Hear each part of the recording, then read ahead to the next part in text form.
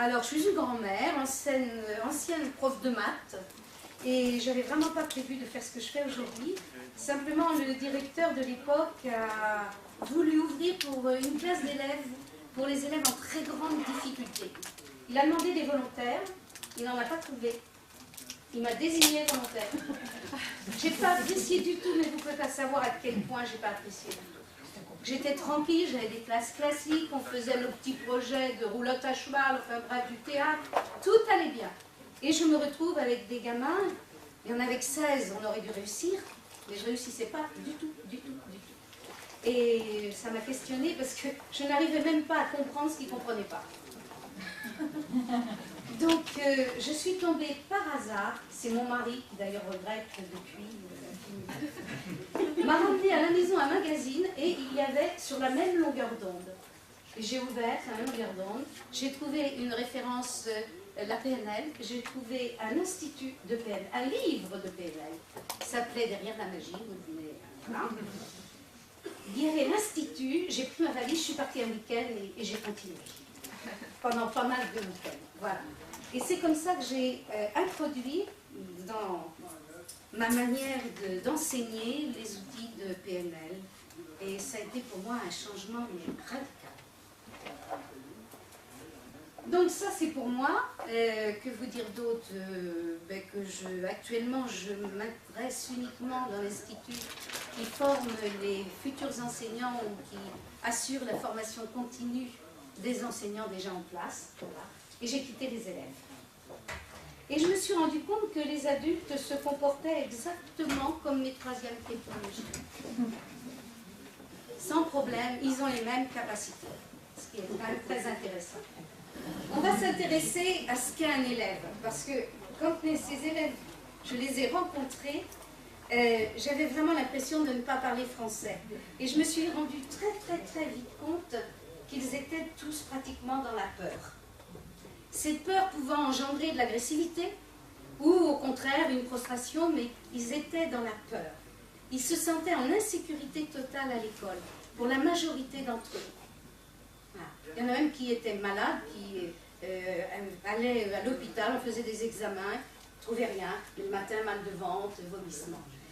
Donc notre premier, ils étaient dans la peur. Je vais lister avec vous les 6 émotions primaires. Vous devez connaître les travaux de Paul Ekman, surtout avec l'alchimie maintenant sur la 6. Paul Ekman est un monsieur qui a parcouru le monde et qui s'est rendu compte qu'il y avait des émotions dont les manifestations, dans l'expression, étaient universelles. Ça veut dire que nous allons avoir exactement le même mouvement de lèvres, les mêmes muscles se mettent en action. Et on peut reconnaître en particulier les 6 émotions primaires. Alors, parmi les 6 émotions primaires, nous avons bien sûr la peur. Et ça, c'est une émotion qui... Mais je crois que c'est une émotion qui est très partagée par le genre humain, que très souvent on ignore. Moi, j'ai découvert à plus de 50 ans que j'avais des peurs. Avant, je croyais ne pas en avoir. Voilà. Il y a des gens qui mettent du temps à mûrir, c'est comme ça. Donc, la peur. Une autre émotion aussi, c'est la colère. Et certains jeunes peuvent effectivement rentrer dans des colères terribles. Et pour apparemment une toute petite chose. La tristesse, ils sont bien éteints. Ceux-ci nous posent en règle générale pas trop de problèmes. Ils sont tristes, ils restent dans leur coin. Ça va, ils sont tolérables pour la majorité. Le dégoût, on en parle beaucoup, les jeunes, je ne sais pas si vous avez, enfin moi qui suis dans les établissements souvent, le nombre de fois où aujourd'hui on entend un jeune dire « Ah, ça me dégoûte ». C'est quelque chose qu'on ne disait pas. Enfin, de mon temps, vous allez me dire c'est peut-être un peu ancien, mais quand même. Moi, je suis une grand-mère quand même. Et la surprise. Pourquoi je vous parle de cette autre émotion? Parce que c'est une émotion qui va nous servir. Elle va pouvoir nous servir justement, on verra si on a le temps d'entrer dans les détails. Je vais tout d'abord vous je dirais vous donner un tableau global et puis ensuite avec des questions, s'il nous reste du temps, nous pourrons devenir plus spécifiques. Et enfin, vous allez me dire, il n'y a pas grand-chose là-dedans. Et la dernière, c'est laquelle? C'est la joie. La dernière, c'est la joie et c'est celle qui est liée au bonheur. Car quand nous sommes heureux, et bien évidemment, qu'est-ce qui nous signale que nous sommes heureux? C'est une émotion, c'est un ressenti. Alors des fois, c'est très subtil au début, on n'a pas l'habitude. Mais c'est pourtant ce qui va nous permettre de savoir si ce que je choisis, ce que je fais, c'est vraiment ce qui me rend heureux. La joie. Alors, donc, ils étaient dans la peur. Donc, puisqu'ils étaient dans la peur et que nous voulions passer de la peur à la joie, qu'est-ce que nous allions pouvoir faire pour que, effectivement, nous fassions ce chemin? Alors, dans un premier temps, nous nous sommes intéressés à l'environnement. Quel est l'environnement? Eh bien, nous avons commencé par choisir des dispositions de table. Nous savons pertinemment bien, depuis longtemps maintenant, que les dispositions de table, vous savez, en rangée comme ça, d'abord c'est redoutable pour un enseignant qui veut arriver au bout de la classe, parce que c'est le parcours du combattant. Donc, une modification déjà du positionnement des tables facilitait les choses. Nous savons que, en particulier, créer par exemple 2U facilite. Donc, nous allions choisir et faire en sorte de créer un environnement qui les rassure aussi. Ça, c'était très, très, très bien. Mais ensuite, ça n'empêchait pas d'avoir des comportements agressifs. Donc, on s'est dit, qu'est-ce qu'on peut trouver? Et là, nous avons découvert qu'il existait des jeux de coopération. Alors, les jeux de coopération, là, vous pouvez, mais alors, vraiment, abuser, user, c'est fabuleux. Donc, ces jeux de coopération ont en particulier créé quelque chose qui est tout simplement de la synchronisation. Parce que beaucoup de ces jeux de coopération demandent du mimétisme. Or, quand on se met en mimétisme, on fait de la synchro. Et donc, qu'est-ce qu'on va générer au sein du groupe des enfants? Eh bien, on va générer, bien sûr, de l'empathie, on va générer de la tolérance des uns par rapport aux autres. Donc, ça, ce fut notre deuxième étape. Notre deuxième étape, donc, au niveau des comportements, nous avons mis en place des jeux de coopération. C'était déjà bien. Nous, au fil et à mesure du temps, nous avons gagné. Et puis, là, l'atmosphère devenait plus agréable, l'ambiance était plus chaleureuse. Il n'empêche qu'ils ne savaient toujours pas, certains, comment faire pour retenir un mot d'orthographe d'usage. Donc là, merci Alain, j'avais rencontré Alain déjà depuis quelques années, et j'avais donc à mon service, et nous avions, parce que bien sûr l'équipe s'était formée, nous avions à notre service, au niveau des capacités, eh bien, nous avions toutes ces stratégies que vous pouvez découvrir donc interactif en Belgique, même à Paris, hein, tu disais Alain, les stratégies d'apprentissage de la PNL. Vous imaginez ce que c'est fabuleux. Donc, nous avions, voilà, et j'ai oublié de vous dire quelque chose, je vais revenir, j'ai été troublée, je suis désolée, mais il y avait aussi en face, je vais vous le dire maintenant, parce que comme ça, ce sera fait, il y a en face un enseignant. Et un enseignant, quand il rentre dans la classe, il y rentre avec qui il est, et il y rentre aussi avec des manifestations externes. Un enseignant qui rentre dans la classe. Bon, sortez vos cahiers. Allez. À quoi? Ah ben vous allez remotiver. Bon. Je me disais, je sentais bien qu'il y avait de la contamination quelque part. Mais depuis, j'ai découvert, grâce à Boris Cyrulnik, dans un premier temps, les neurones, vous savez, les neurones miroirs. Alors, ces enfants, ben, ils ont des neurones miroirs. Et quand l'enseignant arrive en traînant les pattes, en n'ayant aucun bonheur et aucun plaisir à enseigner, vous imaginez bien que quand un enseignant n'a plus aucun plaisir à enseigner, aucun bonheur à être dans une classe, il y a peu de chances pour que nos élèves soient heureux, peu de chances que nos enfants ou petits-enfants soient heureux.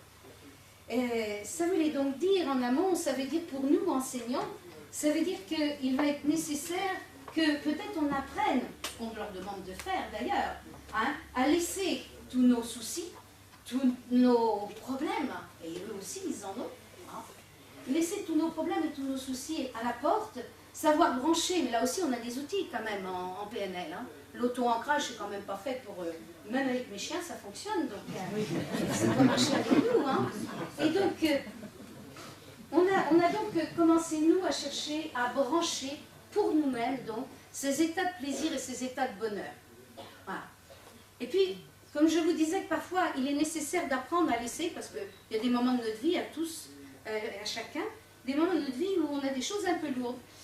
Nous avions installé juste la porte était là, et là il y avait une étagère. Et quand nos élèves rentraient, on était là, on leur disait bonjour, on calibrait. Quand ça n'a pas l'air d'aller, il y a quelque chose que tu voudrais poser sur l'étagère, là, tu le reprendras. Tu le reprendras en partant, hein, tu vas bien le reprendre en partant. Alors nous avons déposé des tas de choses sur une étagère. Et métaphoriquement, ça fonctionne bien. Sauf si, évidemment, le problème est tellement énorme que de toute façon, il y a autre chose à faire. Et l'autre chose, c'est de rencontrer et d'écouter à ce moment-là, puis d'orienter vers, effectivement, la personne ressource nécessaire. Donc voilà, neurones miroirs, vous savez tous comment ça fonctionne, ça? Qui n'a pas d'informations sur les neurones miroirs? Ok. Donc, c'est une équipe italienne, je vais vous la faire très globalement, hein. Une équipe italienne qui est en train d'étudier quelles sont les zones du cerveau qui se mettent en activité chez un singe quand il prend un verre, par exemple. Donc, le singe est avec un scanner, avec des... vous savez, des électrodes, des branchements un peu partout. À un moment donné, les scientifiques décident de faire une pause, qui est tout à fait normale. Donc, on enlève le verre au singe, bien sûr. On ne le débranche pas, parce que quand même, ça demande du temps. Hein. Bon, pas besoin d'une pause, le singe. Et donc, les scientifiques, dans la même pièce, vont effectivement faire leur pause. Et ils entendent le scanner qui fait diling, diling, diling. Il y en a un qui dit, mais on a laissé le verre au singe? Je dis, non, on a enlevé le verre au singe. Ouais, il regarde. Et effectivement, sur le scanner, puisque le singe, lui, a toujours les branchements, on voit exactement les mêmes zones du cerveau qui s'activent, les mêmes zones que lorsque le singe avait le verre en pâte, on va dire. Donc, ils vont effectivement relancer d'autres expériences. En particulier, on va mettre un être humain sous IRM. On va lui demander une action simple, étudier quelles sont les zones du cerveau qui se mettent en activité. On va en mettre un autre à observer, uniquement observer, lui aussi sous IRM. Et là encore, on va s'apercevoir que ce sont les mêmes zones qui s'allument. Donc, ils ont appelé ces neurones les neurones miroirs. Les hypothèses, aujourd'hui, la bataille commence dure, hein, donc ça va être intéressant. Les hypothèses, ce sont ces neurones qui nous permettent d'apprendre, déjà. Parce qu'on regarde un petit enfant, il regarde, et puis après il fait, mais il a fait en quelque sorte à vide, vous voyez? Et puis, ce qui nous permettrait aussi l'empathie, parce qu'on est capable de rencontrer et de percevoir chez l'autre ce qui peut être son état émotionnel. Et j'ai une histoire avec un de mes petits-fils, comme ça, on était arrivé, Alban a 3 ans et demi à ce moment-là, et... on arrive, et j'ai d'autres amis qui arrivent avec leurs petits-enfants, et j'ai ma fille aussi qui est là. Elle dit bonjour à Jules, le petit qui arrive, et elle dit, oh, Jules est timide, en regardant la grand-mère. Alban, du haut de ses 3 ans et demi, dit, non, Jules n'est pas timide, Jules est triste. Et la grand-mère confirme, le petit. Et ce gamin était assez impressionnant, parce que vous l'approchiez de quelqu'un, et vous ne saviez pas. Il pouvait lui flanquer une baffe, ou au contraire lui faire un câlin. Et j'ai compris qu'en fait, il percevait, je ne sais pas s'il a le double des neurones miroirs, mais il avait une perception de l'état d'empathie ou de distance, et pour ne pas dire peut-être Vous savez, j'ai une amie, elle n'aime pas trop les enfants, c'est son droit, donc Alain, il ne veut pas l'approcher, hein, il a l'info directe. Et donc, toujours est-il que nos élèves ont l'info aussi. Ils ont l'info. De la même manière, moi je pense, et mon expérience montre que nous utilisons des moyens de reproduction ou de projection, et du coup, nous ne faisons plus devant eux. Or, le fait de tracer devant eux est aussi, pour eux, le moyen d'apprendre, si on se réfère à cette notion de neurone miroir. Au fond, quand moi je trace un cercle, qu'est-ce qui se passe pour eux? Ils le font aussi.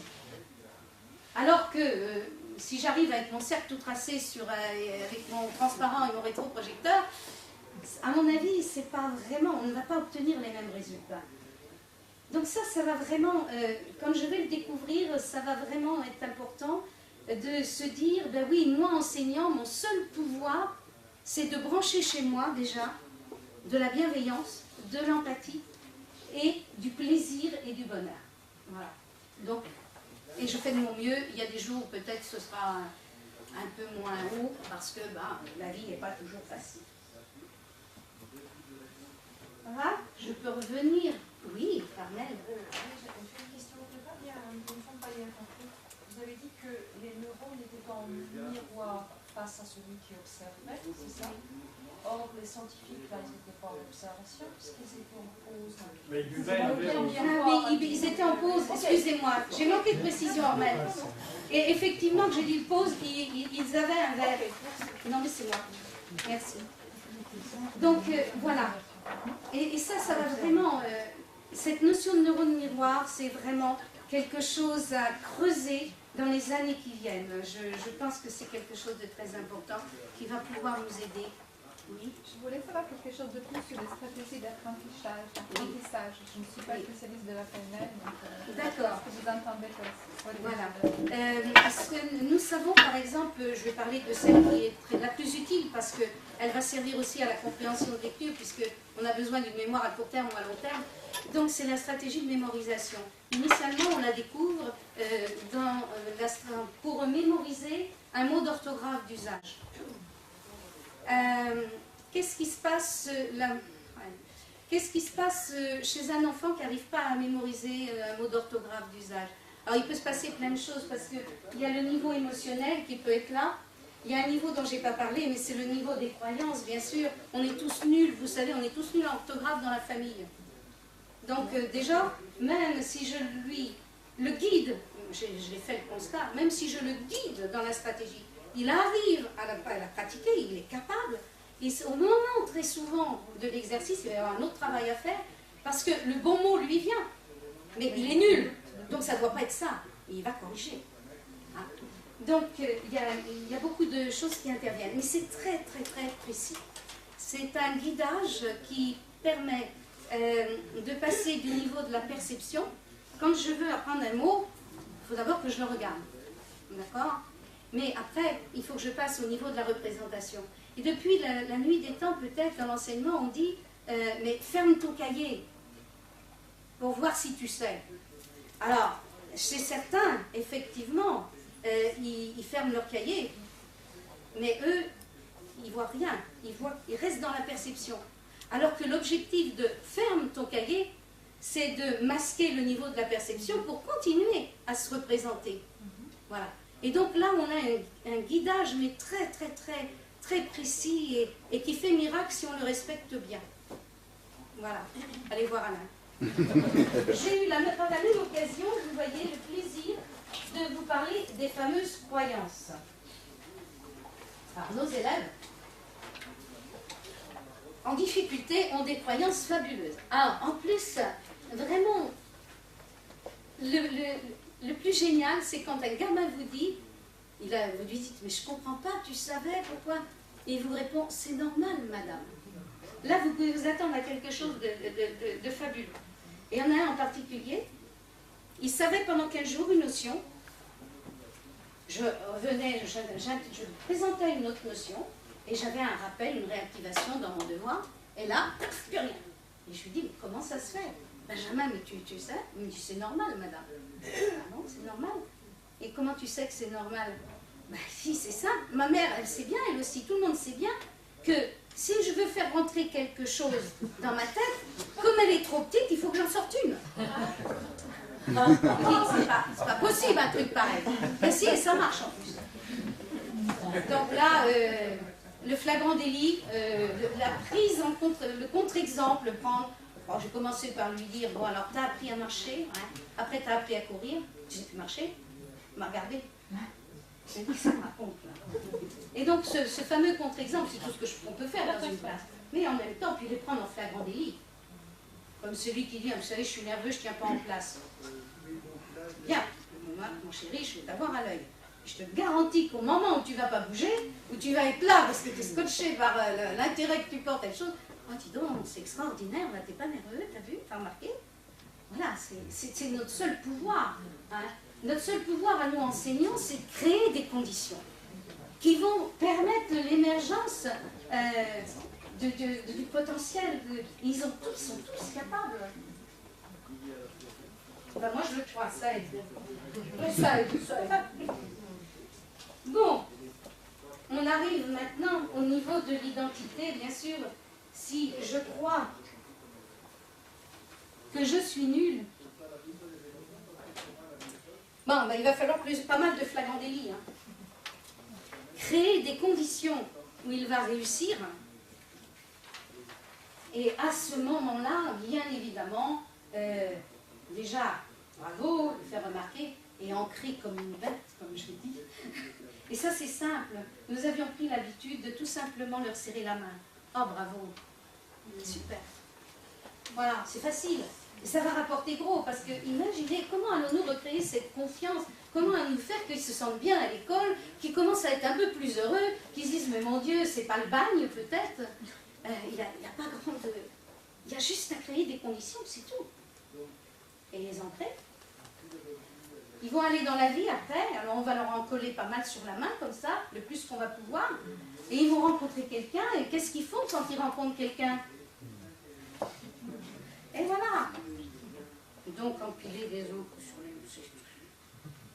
Moi, je ne vois pas d'effet secondaire nocif, franchement. Aucun. C'est pas toxique, non. Voilà, donc le niveau de l'identité, ben, c'est du flagrant délit aussi. C'est donc créer les conditions pour le faire émerger.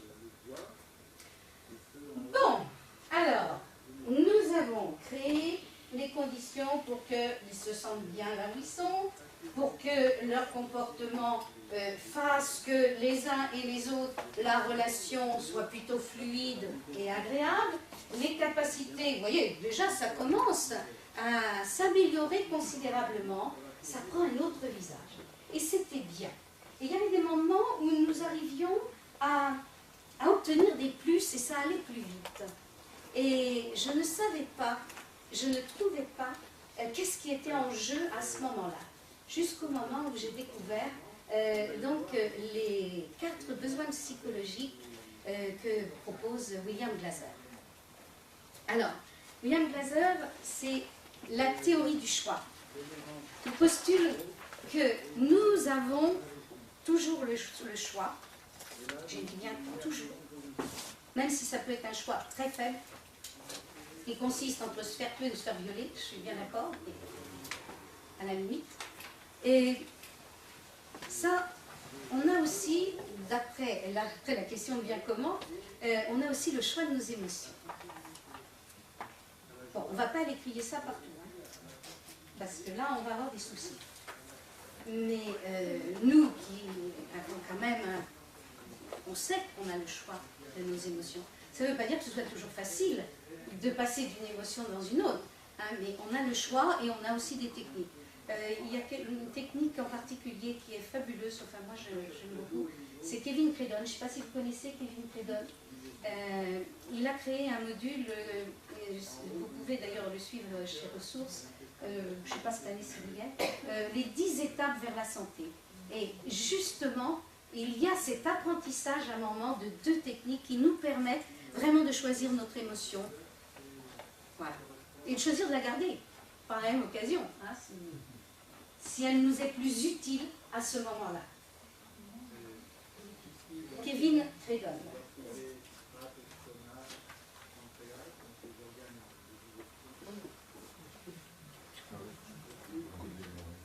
Ah, je serais peut-être bien assis ici, un câlin.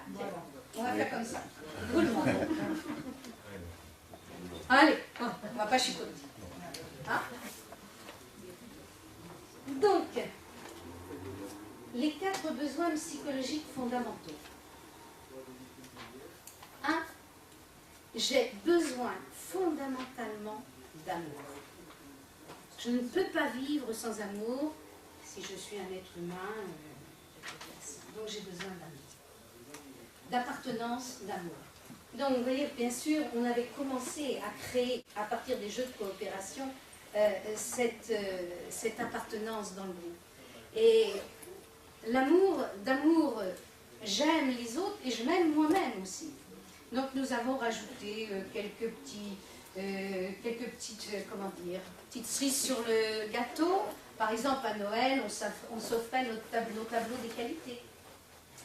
Voilà, donc on s'offrait un tableau qu'on réalisait avec des couleurs et en disant, ben voilà, je t'offre ce cadeau c'est parce que ben, tu vois, tu coopères, tu es calme, etc. Et là, évidemment, on avait le droit de parler au niveau de l'identité. Car très souvent, nous enseignants, ça nous arrive quand ça va plus. Malheureusement, nous nous laissons aller parfois à dire « tu es ». Et là, c'est dommageable. Donc je dis souvent, moi je dis on n'a pas le droit, les tu, on serre les dents, on ne laisse rien passer, absolument rien passer. En revanche, dire à votre personne avec qui vous êtes aussi, tu es un être merveilleux, il n'y a aucun souci, on peut y aller, ça fonctionne même plutôt bien. Voilà.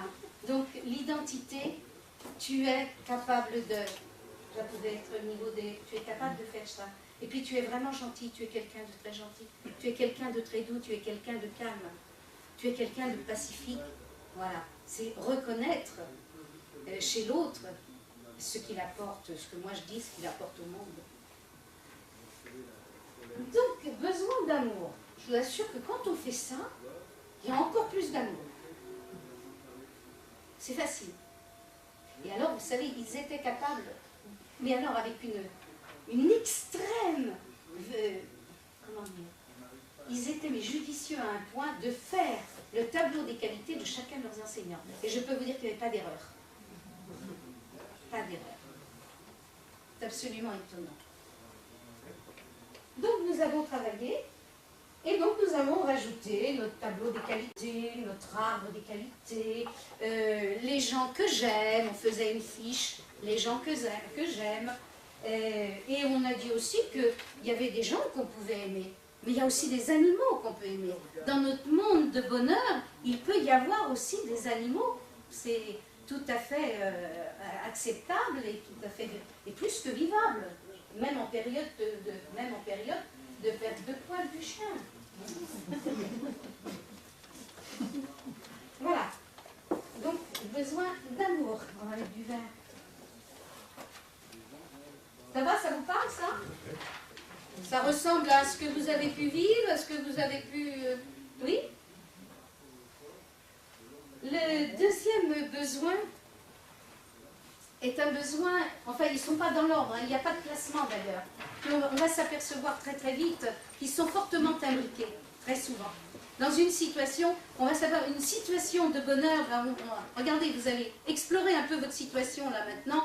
Vous allez commencer à laisser venir, ah bah oui tiens, ah bah oui tiens, ah oui, ah voilà. Effectivement, ça fait sens. Donc notre besoin de liberté. Alors, le besoin d'amour à l'école, on ne crée déjà pas beaucoup de conditions pour. Mais alors, le besoin de liberté, on n'en parle pas. Et en plus, ça, comment dire, ça s'aggrave au niveau 6e. Très souvent chez nous, en primaire, on a une progression vers de l'autonomie, comme on dit, parce qu'on parle d'autonomie, jusqu'en CM2. Mais alors, en 6e, on redescend. Là, plus aucune liberté. Est-ce que je peux aller faire pipi? Non. C'est non. Ah, il y a un cadre. Alors, on a nécessité d'un cadre. Je l'ai d'ailleurs oublié ici. Un des points importants au niveau du comportement, c'est de donner un cadre, de donner un règlement, de dire la loi et d'être le garant de la loi. le niveau des comportements. C'est vraiment dire la loi. La règle du jeu, hein, c'est d'ailleurs l'exemple qu'on peut dire.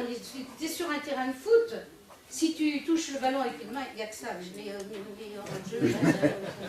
Donc, si tu touches le ballon avec la main, ça y est, tu n'as pas respecté la règle, tu ne peux pas jouer, tu es pénalisé. Et ça, bon, ils comprennent. Et surtout, c'est du foot, mais le foot va nous permettre de comprendre que la loi est nécessaire. Pourquoi j'y pense tout d'un coup? Parce que s'il n'y a pas la loi, s'il n'y a pas la règle, il n'y a pas la liberté. Il n'y a pas la liberté. Donc, c'est vraiment indispensable. En revanche, je me bats souvent dans certaines écoles parce que je dis bien que les règles et la loi, elle doit uniquement, pour moi, parce qu'autrement on n'en sort plus, d'ailleurs il n'en sort pas non plus, s'intéresser à protéger l'intégrité physique et l'intégrité morale. Mais passer 3 carreaux ou sauter une ligne, je pense que c'est un espace de liberté qu'on pourrait leur donner. C'est pas énorme, le moins s'en fout. On va voir qu'on peut donner on peut donner des espaces de liberté. À partir du moment où on a pris conscience de ça, nous avons pu améliorer la situation. Par exemple, tous les élèves, normalement, doivent passer au tableau puisqu'ils doivent avoir une note d'oral. Okay. Donc, qu'est-ce qu'on peut faire? On peut dire, bon, tiens, Daniel, au tableau, c'est aujourd'hui qui passe au tableau, hein, vas-y, hop, je te note. Pourquoi pas? Mais là, c'est peut-être un espace où ils peuvent choisir justement le moment d'aller au tableau. C'est un espace aussi où ils vont apprendre à se responsabiliser. Parce qu'il m'est arrivé, il n'y avait plus que 2. Il n'y en avait plus que 2 qui n'étaient pas passés. Alors je leur disais, bon, vous vous souvenez que il faut que vous passiez. C'est nécessaire, je suis censée vous mettre une note en oral, il faut que vous passiez. Donc demain, mettez-vous d'accord tous les 2, préparez. Mais demain, il y a un de vous qui va passer au tableau. Ça fait sens. Le fait de donner de la liberté ne veut pas dire enlever le cadre. Au contraire, la liberté va pouvoir s'exprimer que dans le cadre. Donc, nous voilà. Donc, il y a ça, tout bêtement. Il y a aussi, tout bêtement, leur laisser le choix, pouvoir avoir des exercices d'une certaine catégorie, et puis ils ont le choix. Dès l'instant qu'ils ont fait 5 exercices ou parmi toute une fiche, dans la partie rouge, la partie bleue, la partie verte, il y a un objectif à satisfaire d'apprentissage. Mais pourquoi imposer? Tu vas passer par ce chemin-là, pile poil, là, maintenant. Celui-là. Besoin de liberté, ça va? J'ai encore mis du verre, je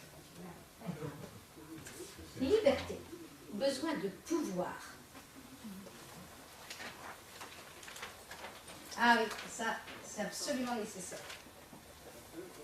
Pour être heureux, parce que ce que je vous dis là pour les élèves, c'est totalement vrai pour tout être humain dans n'importe quelle situation, dans quel cadre. Besoin de pouvoir, c'est pas le pouvoir sur l'autre, bien évidemment. Besoin de pouvoir, c'est venir manifester ce de quoi je vais arriver à le dire. Enfin, ce que je suis capable de faire. D'accord? Et très souvent, en plus, à l'école, nous ne reconnaissons que quelques formes de pouvoir, de compétences en quelque sorte, ou de capacité. Alors qu'il en existe bien d'autres. Être capable d'aider un camarade, être capable de gérer un conflit entre 2 camarades, ce sont des pouvoirs fabuleux. On les reconnaît assez peu, du moins on ne les concrétise pas. Hein, on a juste, il est capable de tant en français, tant, voilà, ça s'arrête souvent à ça. Et puis il est calme, il est respectueux, et j'aime pas. Souvent c'est ça. Besoin de pouvoir? Ça va? Ça fait sens pour vous?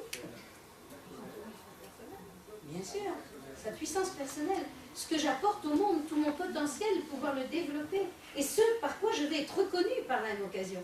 Parce que le besoin de pouvoir entraîne aussi la reconnaissance. Quand je dis à un gamin, oh dis donc, c'est génial, tu m'as rangé les fiches, et puis avec une rapidité, c'est fabuleux. Il est reconnu dans un de ses pouvoirs. Et donc, bien, hein? Allez, le dernier, je l'aime bien, il est partout, il devrait être partout. C'est nous sommes des êtres de plaisir. Nous avons besoin de plaisir, et en plus, c'est chez l'être humain, le plaisir, c'est la rançon de l'apprentissage. Regardez un enfant qui apprend à marcher. Il a les fesses par terre 9 fois sur 10. Il ne tient pas debout et il est rigolard. Il est heureux et pourtant il se casse la figure. Hein, il y retombe et il se relève. Donc on a ce besoin de plaisir. Alors maintenant, chez nous enseignants, qu'est-ce qui va là-dedans dépendre de nous? Qu'est-ce qu'on va pouvoir faire? Eh bien, on peut juste créer des conditions. C'est tout. Et Dieu merci. On peut juste créer des conditions. Alors, du plaisir, on a le choix. On peut avoir une approche hémisphère gauche, classique, c'est bien. C'est pas toujours rigolo. Ça peut même être barbant. Et en revanche, on peut créer de l'expérience. C'est Einstein qui disait tout ce qui n'est pas de la connaissance, c'est obligatoirement de l'expérience. Tout le reste, c'est de la faute, c'est de l'information. Créer de l'expérience, on est ici nos processus internes.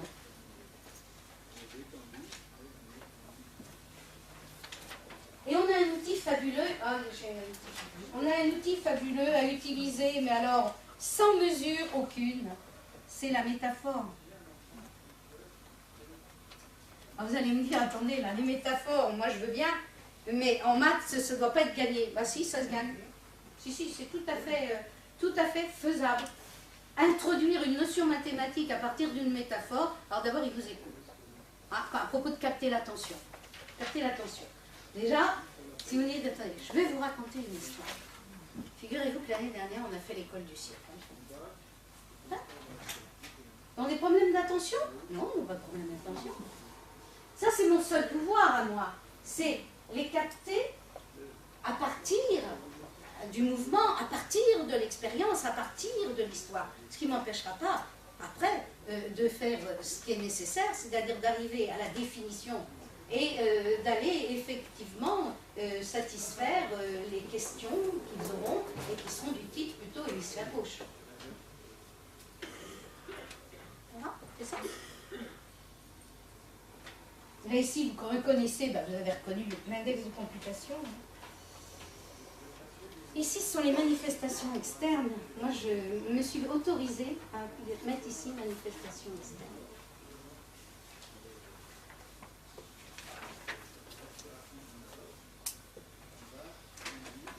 Les manifestations externes, le fait de calibrer, c'est un outil fabuleux, calibrer. Quand vous avez un enfant et que vous le connaissez, bien sûr, vous savez ça, on ne va pas interpréter, mais vous reconnaissez sur son visage le moment où, par exemple, il ne comprend pas, ou le moment... Et là, c'est tellement beaucoup plus facile si on lui dit, Jacques, il y a quelque chose qui t'arrête là dans ce que je viens de faire, ou ce que je viens de dire, ou ce que tu viens de voir. Et d'abord, là, et à partir du moment où tout le monde est dans la bienveillance et où c'est normal de se tromper et de ne pas comprendre, et que s'il y a quelqu'un qui est à mettre en cause, s'ils ne comprennent pas, ce n'est pas eux, c'est l'enseignant, parce que c'est censé être lui, quand même, qui détient et la connaissance et la pédagogie, donc la responsabilité est là. Eh bien, ça va nous aider et ça va les aider. Voilà, à partir de ce moment-là, on est nettement plus heureux. Et on a du plaisir en classe. Le temps passe très très vite, et je ne sais pas qui va arriver.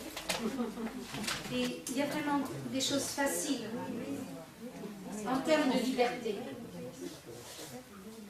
Vous avez un élève qui lève la main, vous êtes en pleine explication, et vous avez travaillé ça comme une bête, vraiment c'est pas le moment. Et madame, je peux sortir, je peux aller aux toilettes. Là, en règle générale, ce qui fuse, c'est non. Alors, j'ai appris à dire oui. je lui disais oui. Seulement, tu vois, ou bien je suis dans l'abus de pouvoir et je lui dis non, tu resteras, tu sors, c'est à l'heure de... Ou effectivement, je suis un être humain et qui est avec un autre être humain, bien sûr qu'il y a une mission, mais il n'empêche qu'il respecte l'autre être humain qui est en apprentissage. Et je lui dis oui. Est-ce que tu vois, moi j'ai un besoin, ce serait que tu puisses attendre 5 minutes que je finisse mon explication. Je vous garantis que je n'ai les rares fois où ils m'ont dit non madame, il faut absolument que je sorte, j'ai très bien fait. Et là c'est énorme ça, mais vous ne pouvez pas savoir, parce que le fait de dire oui, c'est-à-dire que je reconnais le besoin, je lui dis oui j'ai entendu ton besoin. Donc déjà, ça va mieux, ça libère un peu. Il y a de la place. Non. Et le fait après de lui dire, mais vraiment, est-ce que, moi tu vois, j'ai besoin, bien sûr, je suis dans l'abus de pouvoir si c'est un non catégorique, mais si je lui dis, j'ai envie de lui dire non, c'est que moi, ça doit aussi gêner la satisfaction d'un de mes besoins. Parce qu'on en est là. Toute relation et tout conflit, c'est tout simplement un conflit de besoins. Hein? Et je vous assure, et ça marche avec les petits, ça marche avec un enfant de 18 mois. Oui, tu vas aller jouer quand tu auras bu ton biberon. Le camp fait merveille aussi. Pas le si, le camp. Oui, quand. C'est pas si. Non, les deux sont liés. Oui, quand tu auras fait ça.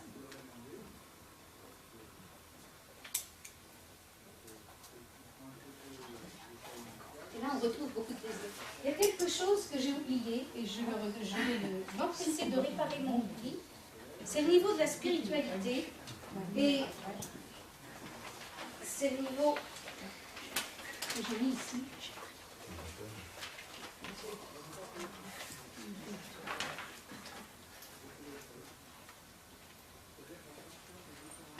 Et ça, beaucoup de jeunes sont en recherche de sens dans leur vie. C'est ça, hein, moi, c'est pas le niveau de... Faisons bien la différence entre spiritualité et religion. Hein, on est bien d'accord. C'est vraiment la recherche de sens, quoi. Mais pourquoi j'existe, à la limite? Hein, quel sens à ma vie? Qu'est-ce que je fais, vous? Voilà. Globalement, le tableau est posé. Quand nous mettons ça en place dans une classe, eh bien, ça devient un vrai bonheur. Ça devient un vrai bonheur.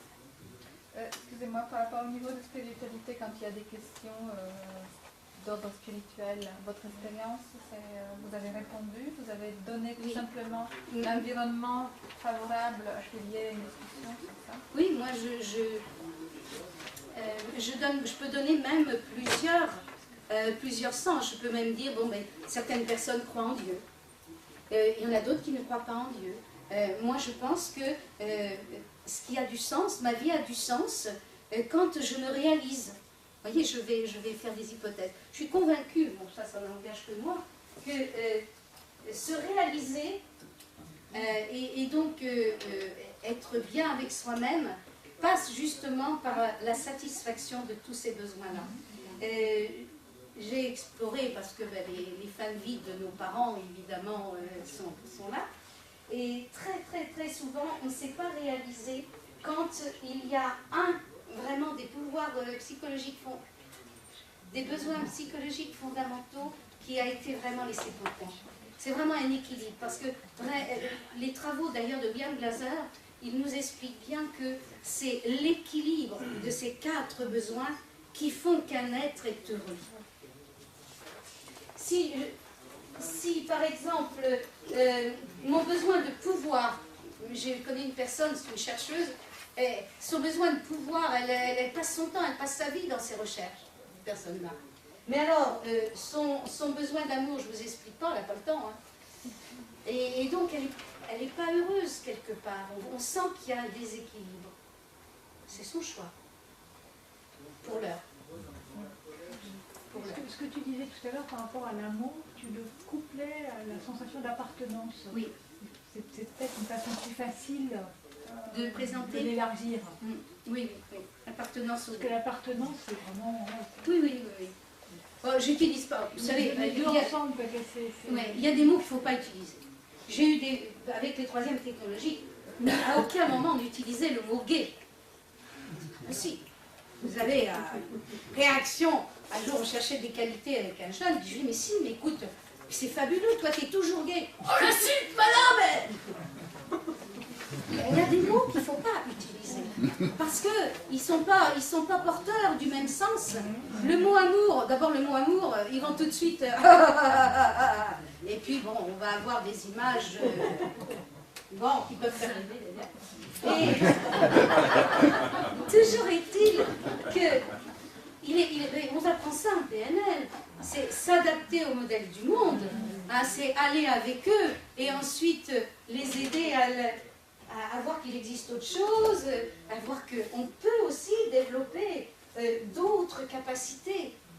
Plus nous allons élargir nos compétences, notre modèle du monde, plus ça devient un vrai bonheur. Voilà. Et d'ailleurs, William Glasser appelle ça nos images de qualité. C'est-à-dire que depuis que nous sommes petits, nous avons mis en mémoire des représentations qui sont pour nous des images du bonheur. Et quand nous sommes dans une situation, qu'est-ce que nous faisons? On parle. Et donc à ce moment-là, ça nous indique une émotion, je ne suis pas heureuse là. Et donc, plus nous développons nos images de qualité, plus nous augmentons notre potentiel de bonheur, de capacité de bonheur, plus effectivement nous avons chance d'être heureux. Et notre seul pouvoir vraiment à nous, c'est vraiment de créer les conditions. Je tiens à le dire et à le répéter, c'est créer les conditions. Nous ne pouvons que créer des conditions qui vont permettre l'émergence de l'empathie, qui vont permettre l'émergence de la compréhension. Voilà. Parce que aussi, vous vous appuyez sur la croyance que vous croyez que vos élèves réussir. C'est votre première condition de vous assurer. Et ça, je suis sûr. Et je me souviens, on avait fait venir un copain de Mergueux qui est venu faire une formation dans l'établissement.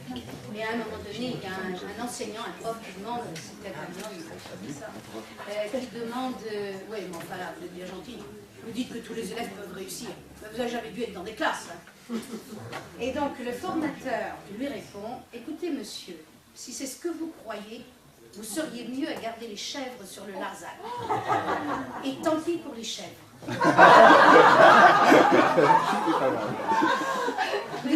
La mâchoire, moi la mâchoire, tant pis pour les chèvres, ça finit bien. Ah, ça finissait bien. Et c'est vrai, parce que vous imaginez bien que si je ne crois pas en lui, tout mon non-verbal lui dit. Et ces neurones miroirs, je ne suis pas capable. C'est sûr. Okay. Vous avez des questions? Oui. Donc tu disais quand tu as pris cette classe et que tu n'avais pas ces outils-là, donc c'était difficile, oui. C'est de trouver une solution. Oui. Et quand tu as mis tout ça en place, quels étaient, est-ce qu'on peut quantifier, quels étaient les résultats? Alors, je vais vous répondre par un exemple très simple, parce qu'une fois qu'il a ouvert cette 6e pour les grandes difficultés, il a ouvert des 4e technologiques et 3e technologiques. Et là, j'y suis allée. Et 3e technologique, il y a un brevet du collège à la fin de l'année. Et donc, j'enseignais les mathématiques et on rentrait tous nos notes, vous savez, dans la salle des profs sur un ordinateur. Donc, tout le monde pouvait aller voir et j'entendais de temps en temps quand j'arrivais « Ah, venez voir, elle est nulle de Robert, ils ont 12 de moyenne, où est-ce qu'on va ?» Robert, elle a respiré un grand coup pour ne pas voler. Voilà. Et donc, alors là, il y a plein de manières de faire. Je peux vous dire, j'en ai inventé pour ne pas rester calme. Et puis, à la fin de l'année, ils sont allés au brevet des collèges. Et résultat affiché et envoyé par l'académie, vous savez, un beau tableau avec des belles barres, là, vous voyez ça tout le monde? Moyenne des élèves de l'académie, 7,9. Moyenne des élèves de ma classe, 12,2. Je l'ai affiché en salle des profs. Ça fait du bien.